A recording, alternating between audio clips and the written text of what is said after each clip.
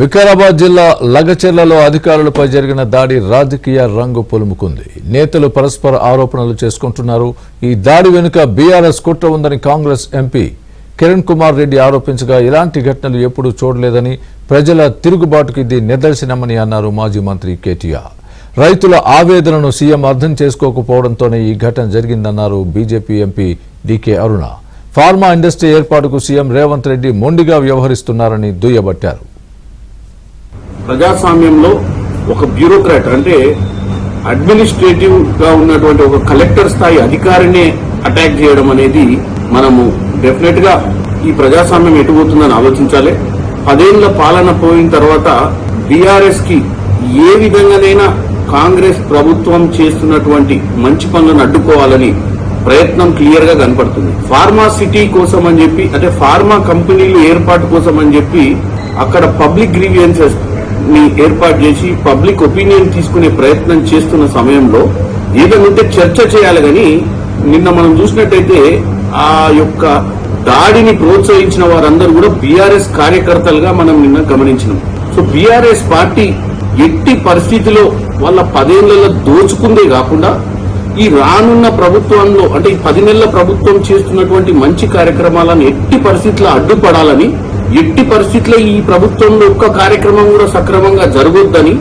ఎందుకంటే గతంలో ఎన్నో ప్రభుత్వాలు, ఒక తెలంగాణనే కాకుండా భారతదేశ వ్యాప్తంగా కూడా అన్ని ప్రభుత్వాలు కూడా ఇండస్ట్రీలను తీసుకురావడానికి కానీ, భూసేకరణ చేయడానికి కానీ ఇలాంటి కార్యక్రమాలు చేపట్టినప్పుడు ఇటువంటి పరిస్థితులు ఎప్పుడు ఎదుర్కొనలేదు. మరి ఈరోజు ఇటువంటి పరిస్థితి ఎదుర్కొనాల్సిన పరిస్థితి వచ్చింది అంటే దీని వెనక కుట్ర ఉంది. బీఆర్ఎస్ పార్టీ వైఖరిని తెలంగాణ ప్రజలు గమనించాలి.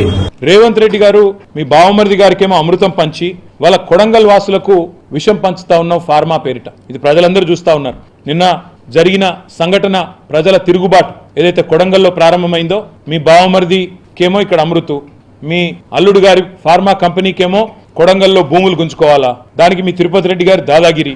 అల్లుడు కోసం ఈరోజు కొడంగల్ను బలిపెట్టే పరిస్థితి ఈ రోజు కనబడతా ఉంది. అందుకే ప్రజల తిరుగుబాటు కూడా అక్కడ మొదలైంది. కొట్టడం అనేది 100% పొరపాటు.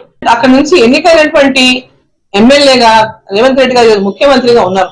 ఆ నియోజకవర్గం వారి సొంత నియోజకవర్గం కాబట్టి రైతుల యొక్క మనోభావాలు, రైతుల యొక్క వాళ్ళ ఏ విధంగా వాళ్ళు ఎంత ఆందోళన ఆవేదనతో ఉన్నటువంటి విషయం వారు గుర్తించకపోవడం ఇక్కడ విచారకరం. వాళ్ళ బాధ వాళ్ళు చెప్తున్నారు. ఇక్కడ అధికారులు మేము ఆ డ్యూటీ కోసం మేము పోయినామంటున్నారు. సో ఇక్కడ వాళ్ళు 100% అధికారుల మీద దాడి చేయడం 100% పొరపాటు.